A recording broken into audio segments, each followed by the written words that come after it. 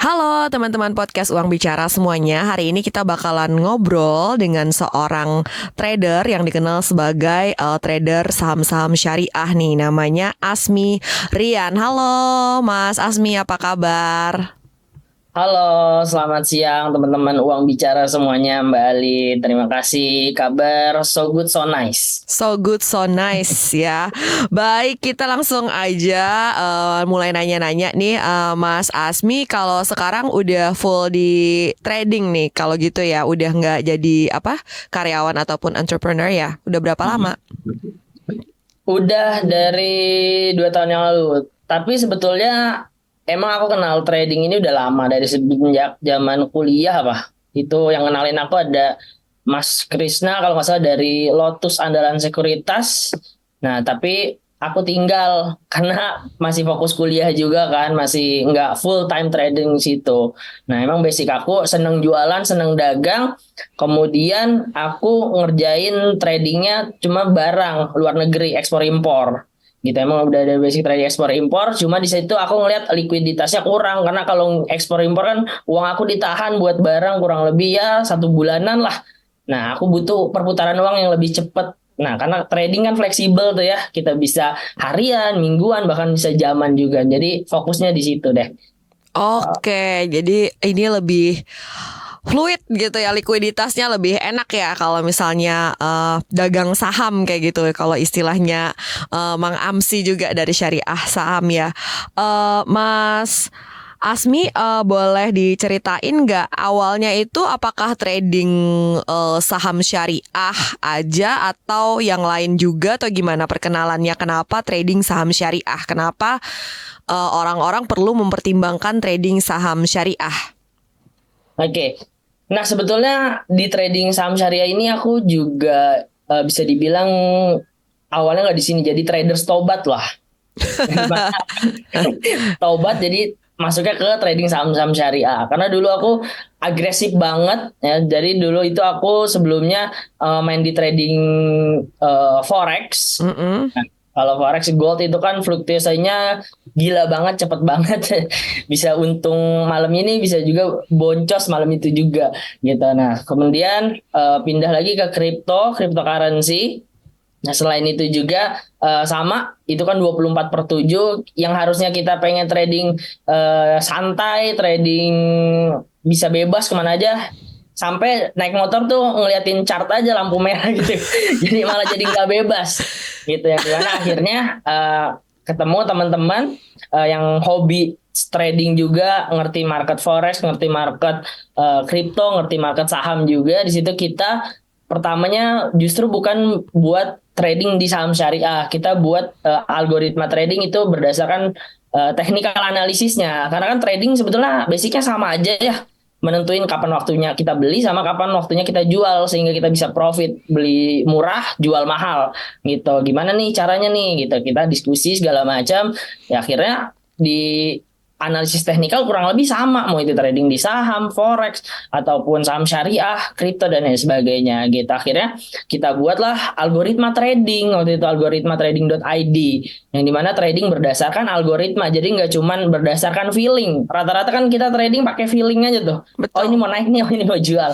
Kita akhirnya jadinya kita bareng-bareng buat algoritma trading. Nah, ternyata seiring berjalannya waktu setahunan lah, di situ kita nemu market-market yang belum kita jangkau. Itu market yang pensiunan lah, udah mau pensiunan atau uang pensiunnya bingung dibuat apa gitu kan.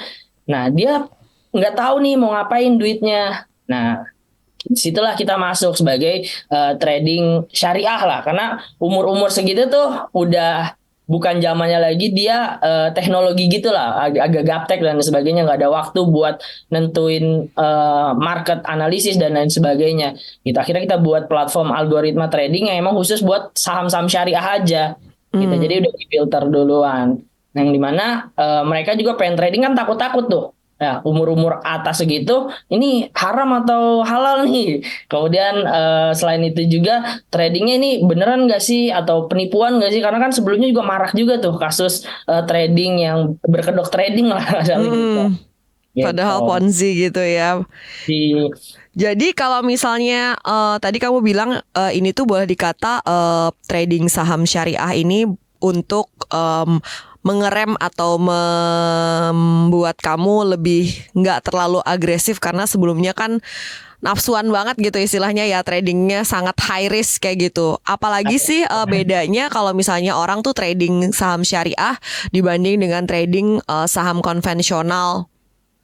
Oke, padahal sebetulnya sama aja trading dimanapun, cuma yang ngebedain sebetulnya asetnya aja. Nah, Mm-mm. asetnya itu dari yang kalau saham-saham syariah kan itu udah ada fatwa dari DSM MUI, juga udah ada dari ISSI ya, Indeks Saham Syariah Indonesia, yang ngebedain nih mana sih saham konvensional, mana sih saham syariah gitu, yang mencakup aspek dari kegiatan emitennya, usahanya gitu. Karena yang jelas kalau saham-saham syariah udah pasti perbankan udah nggak lolos tuh gitu kan, karena kan mengandung unsur ribawi dan goror dan sebagainya gitu. Kemudian dari asetnya juga dilihat tuh, asetnya dari aset utangnya itu kurang lebih nggak boleh dari 45%, dan total revenue-nya dari pendapatan bunga juga nggak boleh lebih dari 10%. Nah, aset-aset itu kan yang jadi penilaian emiten ini syariah atau enggak. Apalagi sekarang platform-platform sistem online trading syariah juga udah banyak ngefilternya tuh. Jadi mana sih yang syariah gitu? Ada buka buka akun syariahnya doang dan lain sebagainya. Nah, jadi trading syariah juga ini bukan tempat trading khusus saham syariah, tetap kita tradingnya di bukan broker apa, yang Sekuritas. sekuritas, sekuritas saham yang legal di Indonesia kayak Mirai Aset, kemudian Stockbit, Ajaib, ada lagi baru Coins dan lain sebagainya gitu. Sampai aku ngedalemin juga tuh tentang sekuritas, sampai ambil kelas ini WPPE gitu. Oh iya. PE, ada juga temanku ngambil CFP juga sama kayak Kak Alin ya gitu. Mm-mm. Oke, jadi salah satunya tadi udah dipilihin saham-sahamnya yang sesuai dengan kriteria atau kaidah yang syariah, dan juga ini berarti mungkin juga nggak pakai margin berarti ya kalau misalnya trading saham syariah ya, jadi lebih less Ya. risky ya.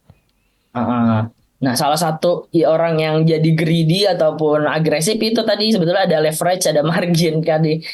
Mm-mm, betul. Kalau dari Kak Asmi sendiri, kalau misalnya trading manual nih, apa yang dijadiin panduan untuk misalnya atau style trading menggunakan analisa teknikalnya tuh seperti apa? Ya sesimpel kalau aku sendiri ngelihat moving average-nya ya. Mm-mm.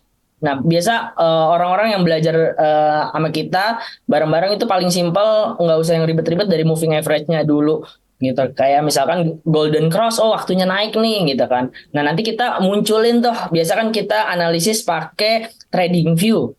Nah, di trading view kan kita bisa ngelihat beberapa, nggak cuma saham doang, jadi kita bisa global juga ngajarinnya.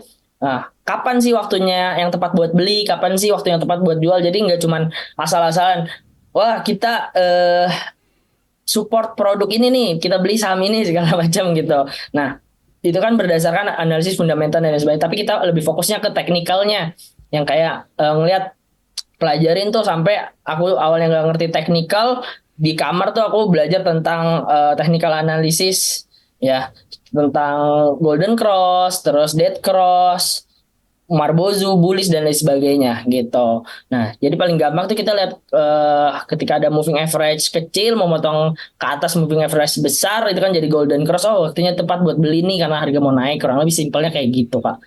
Gitu. Oke. Nah, di situ kan kita manual tuh Kak, kita screening Mm-mm. mana Mm-mm. sahamnya, kemudian kita coret-coret garis segala macam, itu kan butuh waktu yang lama gitu kan. Apalagi umur-umur udah tua, market kita kan trading syariah yang udah 40 tahun ke atas lah, 50 tahunan. Itu kan udah nggak ada waktu lagi. Makanya kita buat algoritma yang dimana nanti ketika ada muncul nih golden cross mau beli, udah kita munculin tuh di trading view buy.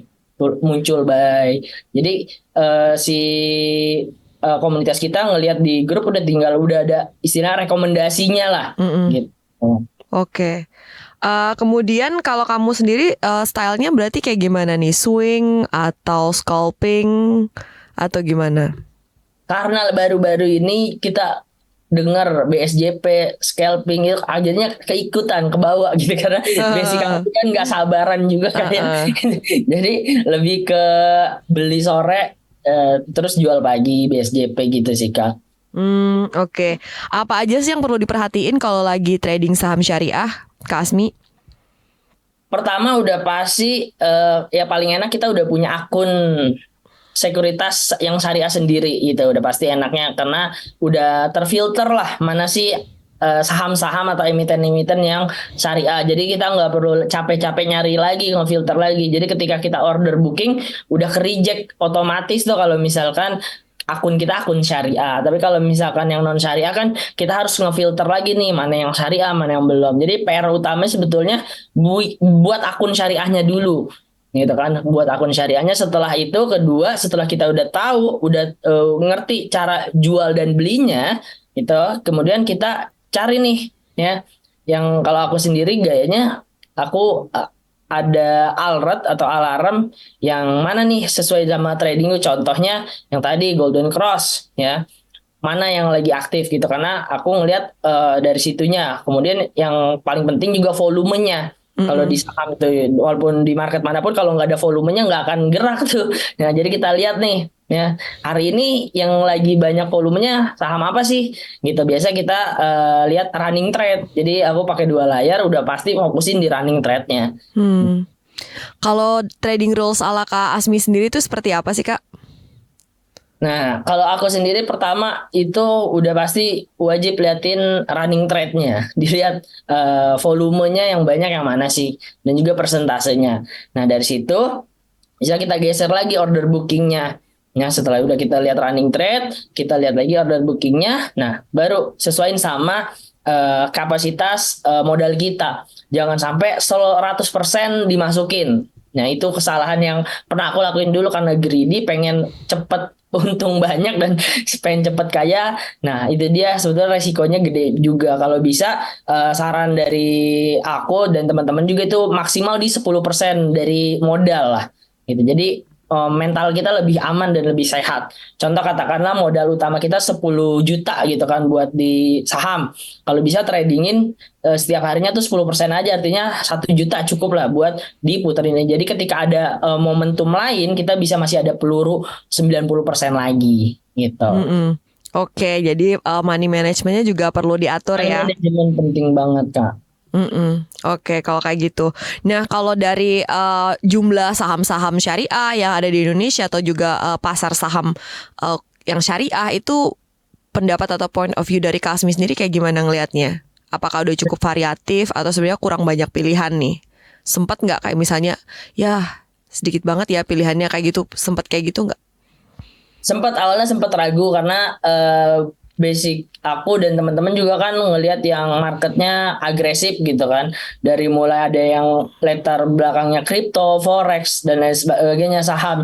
Ngelihat syariah waktu itu market capnya masih kecil gitu, tapi pas ngelihat data dari tahun 2020 ke atas itu market capnya makin naik gitu, karena kita ada pembelajaran juga waktu di NFT non fungible token yang Gozali, terus gambar monyet, pang dan sebagainya gitu. Kita sempat boncos juga di situ. Nah, karena lagi hype ngetren gitu kan, lagi tinggi. Nah, kita baru masuk, ternyata marketnya lagi bear. Itu juga yang perlu kita tahu sebagai trader analisis tren lah.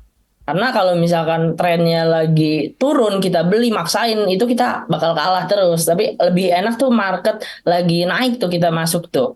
Nah, jadi kita keikut ke bawah naik juga. Nah, pandanganku syariah awalnya sempat ragu karena kita pertama bikin itu algo trading. Nah, di situ kan market cap-nya udah gede lah, yang dimana lebih besar dari NFT sebelumnya. Nah, dari situ kita ngelihat nampung masyarakat pengen dibuatin buat belajar saham syariah. Kita lihat lagi datanya gitu. Aku ada data juga dari ISSI, itu Bursa Efek Indonesia kita, indeks saham syariah Indonesia kita itu ternyata datanya melonjak nih. Ya, dari tahun 2011 itu sampai 2021 itu meningkat 143%. Apalagi pas zaman corona COVID kan udah naik banget tuh. Yang angka investor kita cuman 1%-an lah dari 250 juta jiwa, udah hampir naik 2%-an. 2%, 3%-an gitu. Jadi menarik banget ini, dan juga makin bervariatif kan untuk seleksi emitennya buat masuk ke syariah dan lebih banyak lagi, apalagi sekarang IPO tuh aku lihat tiap bulan pasti ada, dan IPO yang keluar itu rata-rata perusahaan-perusahaan yang emang udah listingnya langsung syariah nih gitu. Oke, kalau dari point of view kamu sendiri, nyaranin nggak untuk trading di saham IPO yang syariah? Kalau aku ngeliat IPO pertama underwater-nya Kak. Jadi banyak juga historical yang IPO itu cuman harga dilepas di awal langsung drop gitu kan. Banyak. Nah, itu penting juga tuh, IPO sebetulnya beresiko juga. Mesti harus diperhatiin banget. Bisa jadi untung-untungan juga mungkin kalau yang jadi scalper gambler gitu kan. Iya. Nah, karena banyak juga sekarang kan yang lagi IPO ini pada ngejar cuannya di situ dibandingkan market emiten-emiten yang udah rilis sebelumnya. Karena sekalinya IPO itu biasanya antara naik langsung arah atau langsung ARB. Terlalu volatil banget ya. Karena lagi rame banget nih dibandingkan tahun 2020 ke bawah, itu IPO setahu masih jarang gitu kan. Tapi sekarang perusahaan-perusahaan pada gencer banget mau IPO. Kan ada kelas khusus belajar IPO itu sendiri sekarang. Iya bener. Kak Asmi boleh kasih closing statement nggak untuk teman-teman podcast Uang Bicara? Oke, buat teman-teman yang ngerasa mungkin kerja setiap hari dari pagi sampai sore, tapi belum bisa menikmati hasil kerjanya selama ini, wajar aja karena inflasi kan terus naik dan tinggi gitu kan. Gimana caranya buat teman-teman cari penghasilan lagi gitu? Salah satunya melakukan trading ataupun investasi. Baik, jangan lupa tumbuhin asetnya ya Kak ya kalau kayak gitu. Iya, makasih Kak Asmi. Bye. Oke, sama-sama. Terima kasih waktunya.